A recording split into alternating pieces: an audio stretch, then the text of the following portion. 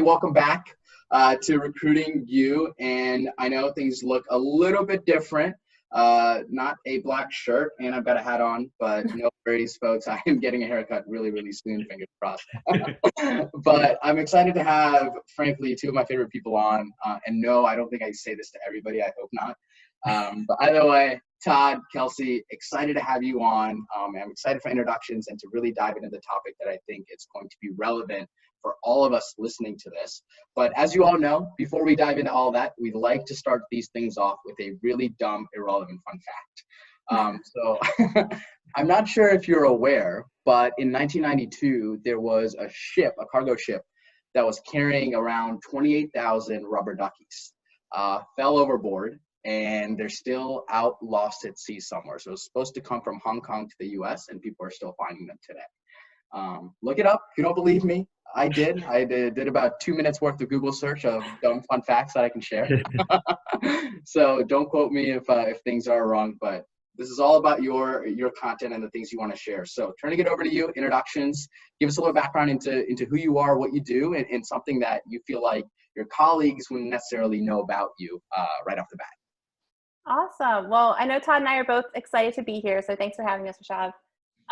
Before I introduce myself, though, just to put it out there, the commentary and thoughts that Todd and I have today, we want to make sure that they're shared as our independent thoughts. We both work for IBM, so these are not official IBM statements, just us chatting with you kind of in this forum. But my name is Kelsey at IBM right now, and I work on a team at IBM focused on early professional hiring and intern talent on a global scale. So we help the IBM teams across the world get standard best practices in place about how we go to market as one firm and recruit across the world. And I think one fun fact, my quarantine fun fact, is that I have become a gardener all of a sudden, trying to grow stuff in a garden outside, which is not very much like me.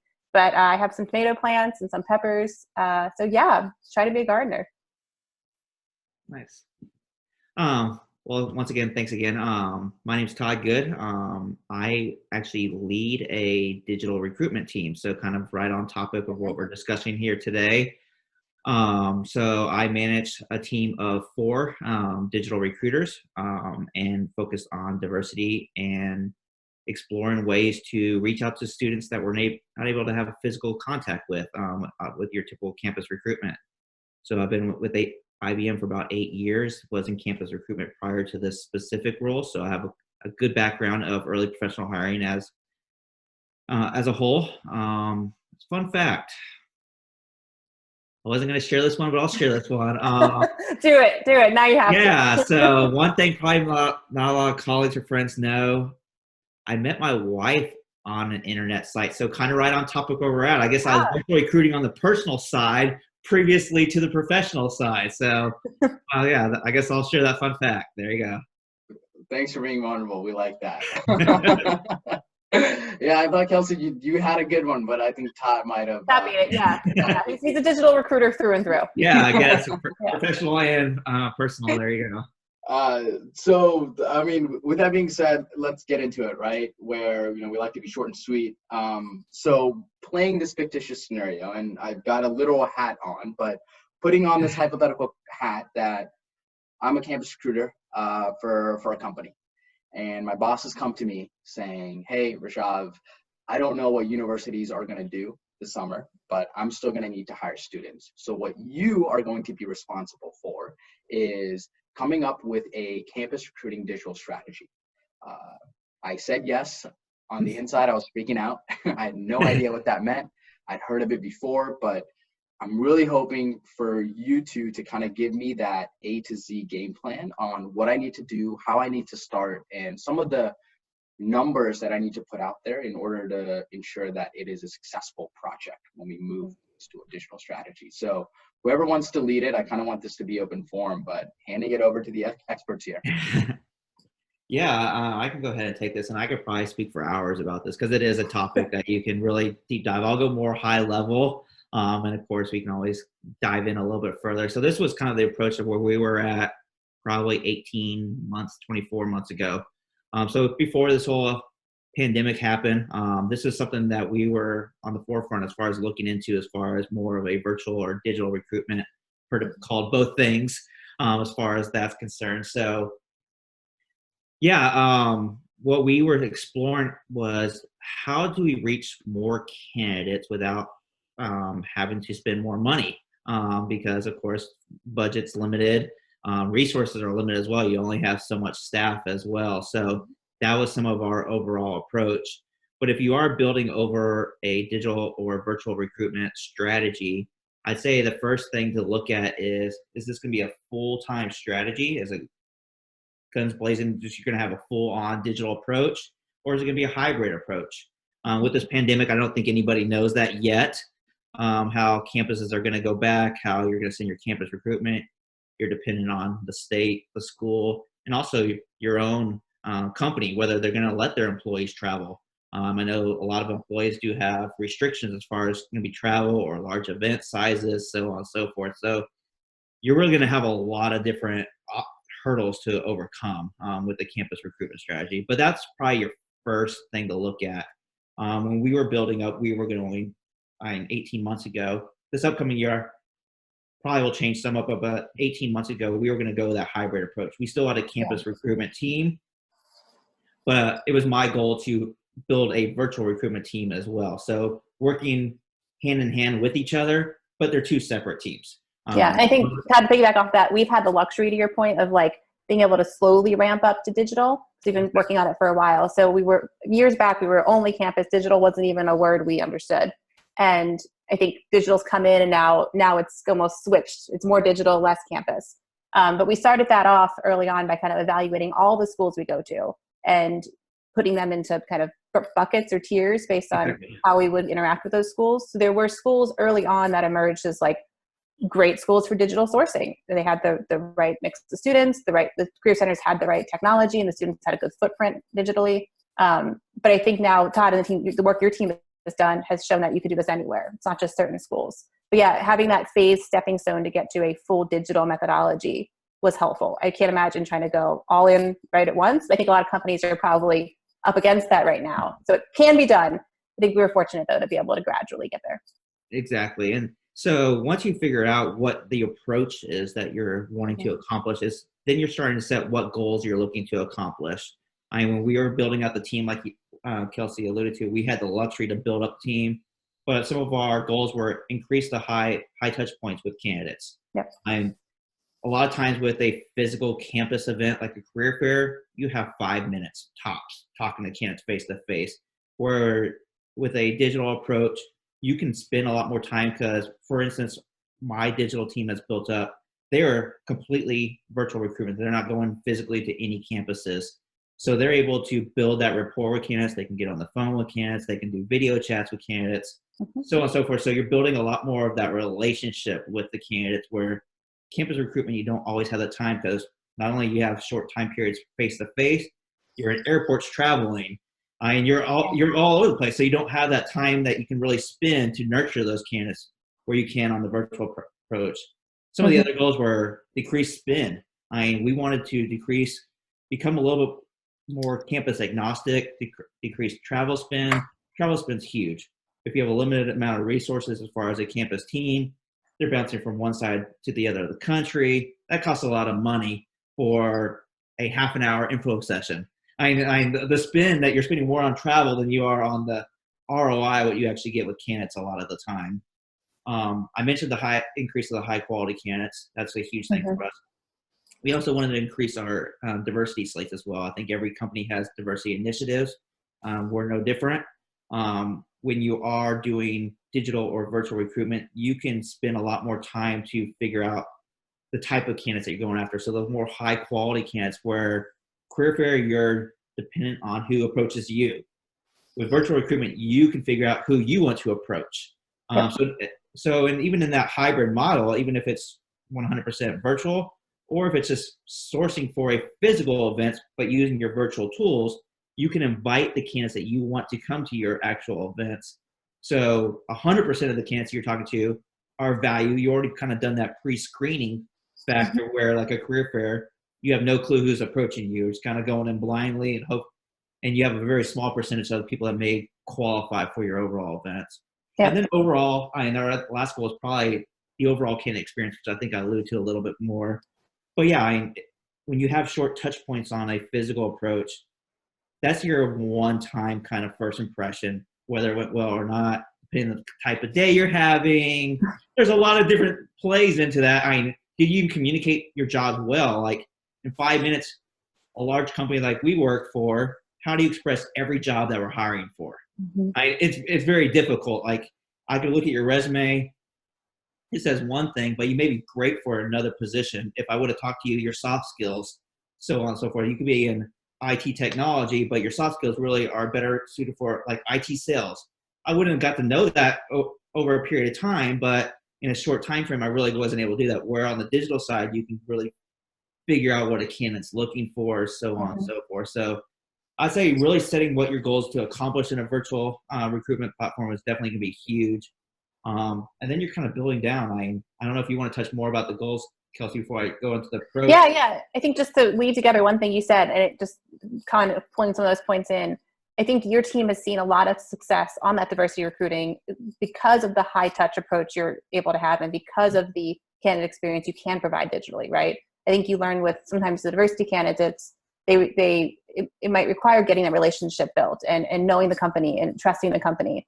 And you're still able to do that, even honestly, in many ways more so than you've ever been able to. But it's that high touch candidate experience equals a great diversity pipeline. Definitely. And then it's kind of the overall approach, I think, is the next step you're going to go to. I'm kind of have these in an order of thought process here, but I'm speaking primarily for, of course, early professional hiring. I think that's kind of our subject area. But like, how are you, if you're going to go into the virtual or digital approach, how are you going to do that? Your tools.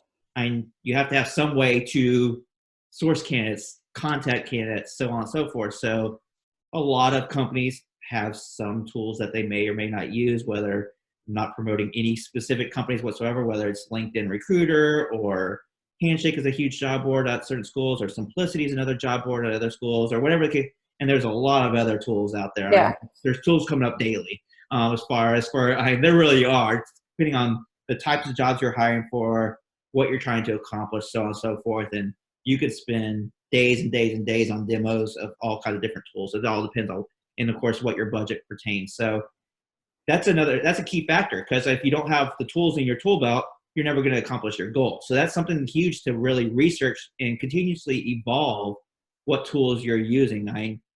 You may have a contract with a company for this year.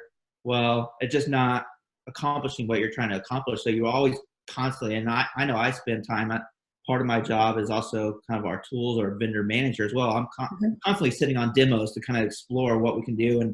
And right now with this pandemic that we're having, how our virtual events are going to be huge moving forward.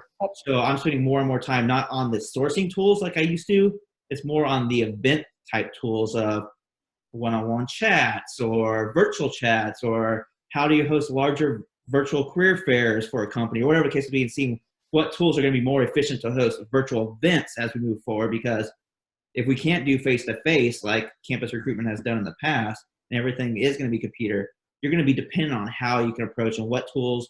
And the biggest thing that I never really thought about it up until this year, I probably should have, but when I was sitting on vendor calls, I always saw what we explored as the employer.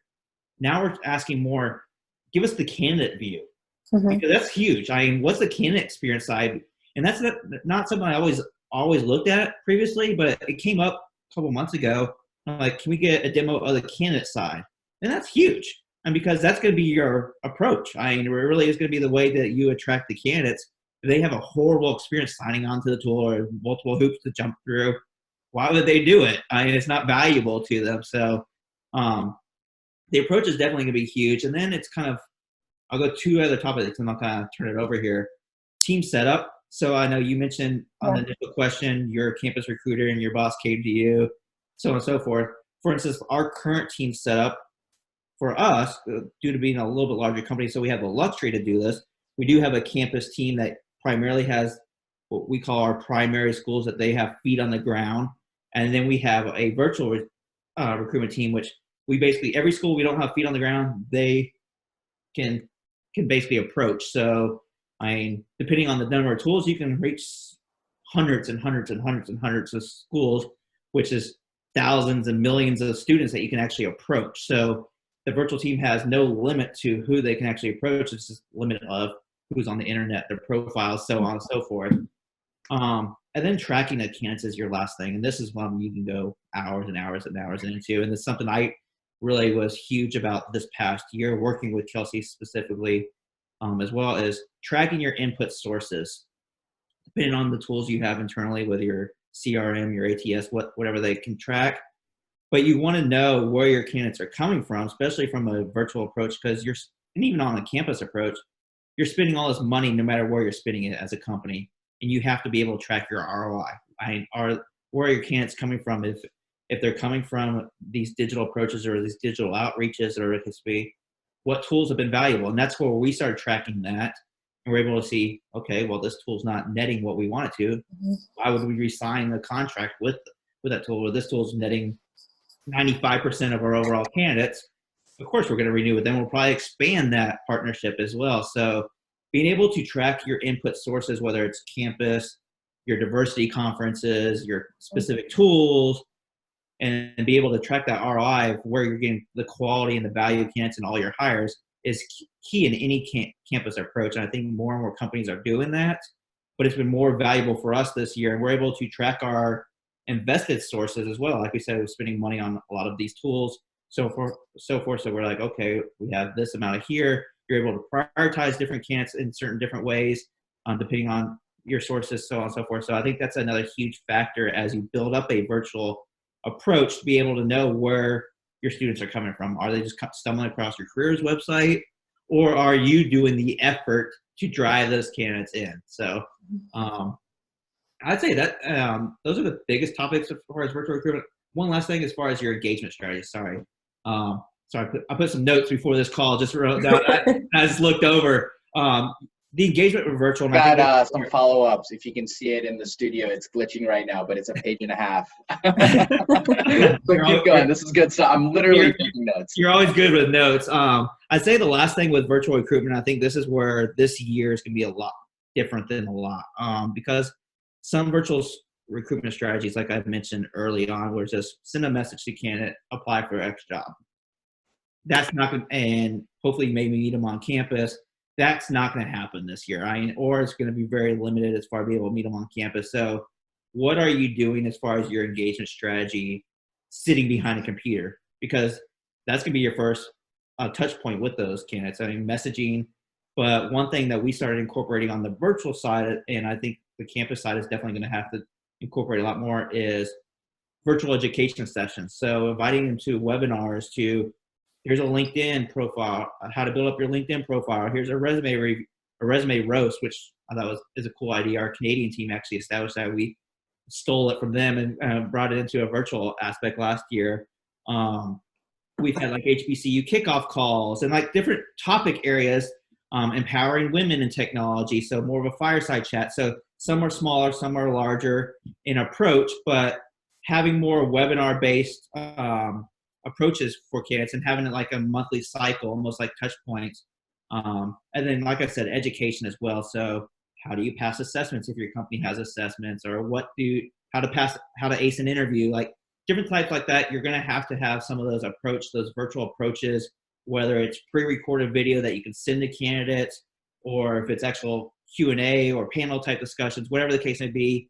That's where I went back to saying I'm doing a lot more demos as far as virtual events, because that's where you're really going to have to do. So is it where you're doing a lot of pre-recorded video, or you're going to actually have live sessions like this is, where you're able to Zoom calls? Everybody's doing Zoom calls. My wife's a teacher, and she has Zoom calls weekly now with students, and I teach her how to do Zoom a few months ago. But yeah, so that's another thing as far as the overall engagement strategy. It's just not going to be able to send messages to students, and because digital in the past may have been like your 25% of the approach of your hiring, where campus was 75%, or wherever that breakdown was. Virtual this year is going to be a huge chunk of your overall strategy. So if you don't ace it, you don't know where you're going to go. You can't be dependent on your campus recruiters necessarily going to campuses, unless your strategy is just every campus that happens to open up, in those one states, and that's how you devise your strategy. I don't know if that's the right strategy to go about, but I mean, so you are going to be really dependent on your virtual strategy this year. Sorry, I know that was a lot, so I'll take a break and let Kelsey in. No, that was a lot of great content. I think you did paint a picture of like for companies that are getting into this, like where they need to start. And I think one thing that maybe we can emphasize is that, it seems possibly expensive to talk to all these vendors and to set up platforms you haven't used before and, buy tools that you didn't usually have to spend money on. But I think what we're seeing is a trade-off in our budgets that were spent previously sending our recruiters to campus, flying them out across the country. That's now shifted to spending that in investments for digital sourcing. So it's not impossible to do it with your current budget. I think also for smaller teams, it's not impossible to do it with less budget. Yeah. I mean, Todd, your recruiters are really smart on it and know how to find great pipeline candidates in places that aren't even platforms we pay for. It's, and that's kind of, and I guess the takeaway here too for any candidates and maybe watching this, the point is to make sure you have a good digital footprint so we can find you on platforms like LinkedIn that don't require us to go out of our way to purchase a new tool, or even like your personal website or GitHub projects, whatever it may be, to search through all those to find candidates. That's a fantastic point, Kelsey. And I was just talking to some vendors yesterday about pushing to students. Yeah, I mean, with candidates, if you are watching this, make sure you're updating your courses on some of these. Yep. Because it's not as much major focus anymore for companies. It's skill-based. Skills and projects. What are your skills? What are your projects? And courses as well. Because as we know from a company, we can look at a syllabus of a school and know which courses would fit the job profile that we're currently hiring for. So if we're able to see and search by your courses, that's a huge factor as well for candidates. So it's not, and when we hire developers and everything else, half of them don't have like a CS major. It's just they have the skill set or they're self-taught and they're able to fit that mold of that actual job. So updating your footprint, your personal profile, no matter what it is. And a lot of these vendors, I mean, they have free versions, or schools like, if they have a job board, they offer it to recruiters and there's no cost. It's just when you want to do the like huge engagement profiles of some vendors where you have to pay for like a platinum package, whatever the case may be. But every version, even I mentioned two earlier, Simplicity and Handshake, which are job boards of pretty much every school in the US and other countries as well. They have free versions of the profile where you can search for students. So you don't have to spend the thousands and thousands of dollars to reach students. LinkedIn is free and you can search students on that. Yes, if you want to step it up, go LinkedIn Recruiter like licenses. Of course, you spend extra money there. But there are free versions, so the smallest of small companies with very limited budget, you can still search for candidates out there. Yep. So I wouldn't say you have to have an extreme amount of budget. We don't. We're able to accomplish a lot with the resources that we have. Yeah, this is, I'm on a page and a half of total notes. So let me go through it chronologically because I want to make sure I didn't miss something, and we'll kind of put a bow on this because it seems like the hypothetical campus recruiter me has a lot of work to do. And time is the biggest factor right now. So I think the first place we started from is asking myself and my team, is our recruiting strategy, specifically digital, going to be full-time or is it going to be a hybrid, right? And I think that's where you all started from. And you had the luxury, Kelsey, you kind of mentioned this, where you had time to slowly ramp up, where there were some recruiters that were doing that versus just kind of diving right in. And that's okay. I think that scares me. So maybe the hybrid model gives me that luxury. And then the second is understanding, okay, of all the schools that I look at, how do I put them in buckets? Do I just place these schools in just boots on the ground, feet on the ground, or do I go all virtual? Like, what are the tiers that I'm classifying it as at? And then the KPIs and the numbers. So something that you talked about is increase the high touch point of candidates, decrease the travel spend, or decrease just campus recruiting costs in general, and also increase your diversity slates. And last thing was just the overall candidate experience. All fantastic numbers to really measure, besides just how many hires am I getting off of X tool. So that's really hard to determine. And it takes a while to accrue those numbers. And then we transitioned a little bit into just the tools that myself and my team are able to possess, right? What tools am I providing them as far as their arsenal? What tools exist in their tool belt to actually go out and do this? And then another layer, and this is a dense topic, but another layer is, as opposed to just sourcing tools, companies of your size, you'd mentioned you're now transitioning towards event type of tools. So virtual chats, virtual events, how are you going to conduct that? And when you're looking at that, asking to double down and look at the candidate view as well. And the analogy that I always talk to with companies is, hey, if you're a vendor and you're only showing companies the employer view, it's kind of like you're taking a personal trainer to a gym saying, hey, here are all your candidates that you can potentially train, but the gym is super crappy. And you're expecting people to come into that gym and students to come into that job board, and it's crickets. Well, then the personal trainer a year from now is going to come back to you, and that renewal team is screwed. They have no fighting chance. And then the sort of the last part is just your overall team setup. Like, what is that going to sort of look like? We kind of touched base on that. And lastly, when we look at education sessions, focusing on how to conduct resume roast. I love that. HBCU kickoffs, making those events, things like that. So lots of good things to cover. Thank you both for hopping on. I think we kicked butt. And anybody listening to this, if you're like me, I know you're going to want to close this podcast and get to work as soon as possible. There's a lot to cover. So thank you guys. Of course. Anytime. Thanks. Thank you. And